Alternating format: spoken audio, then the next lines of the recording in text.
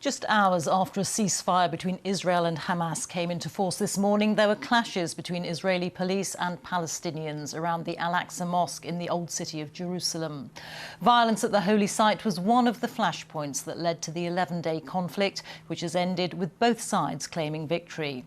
In Gaza, at least 243 people were killed, among them more than 100 women and children. 12 people were killed in Israel by rockets fired by Palestinian militants. Our Middle East editor Jeremy Bowen reports now from Gaza.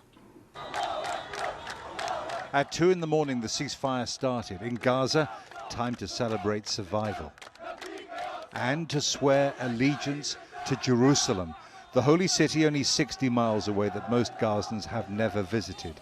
Israel forbids it. We sacrificed everything for Jerusalem, he's saying.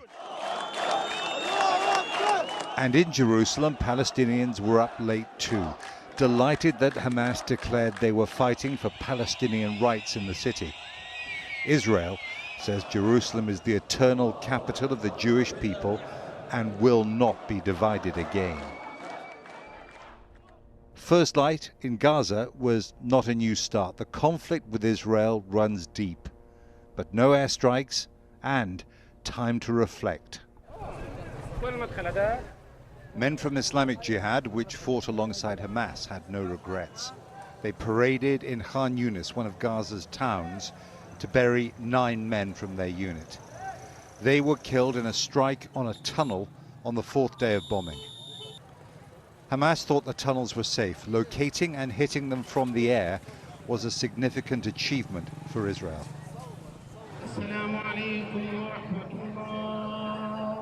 Thousands came to honor the dead men. Here in Gaza, as well as in Israel, there is no sense that they've come to the end of their fight. The bodies could only be recovered after the ceasefire. They're digging for others. High morale here will infuriate Israeli nationalist politicians. One said Israel had surrendered to terrorism. This is a huge demonstration of support for the armed wing of Hamas, the Qassam brigades.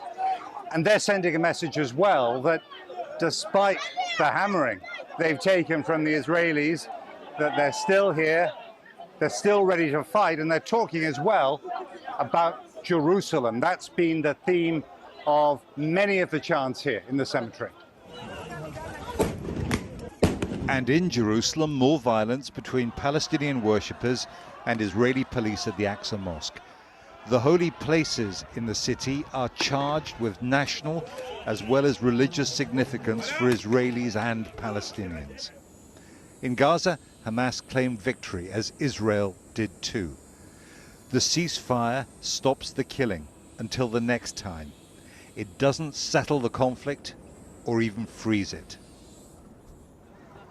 But it has transformed Gaza's streets. The people are out of hiding. A day ago, going out could get you killed. Now, there's a chance to feel alive. Now, the Israelis are keeping a close eye on what's going on here. The whole time I've been standing here, I can hear a military drone in the air above, but I think they're pretty confident the ceasefire is going to hold. On the way down from Jerusalem, I could see them packing up their Iron Dome anti-missile system, at least from some of the batteries, and taking it away on a lorry. Now, southern Israel was absolutely paralyzed by the attacks, even though there was that big disparity in casualty levels. And here in Gaza, there's a lot of rebuilding to do. People have lost their homes.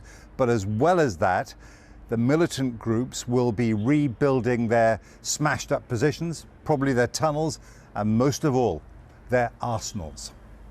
Jeremy, thank you. Jeremy Bowen there reporting in Gaza.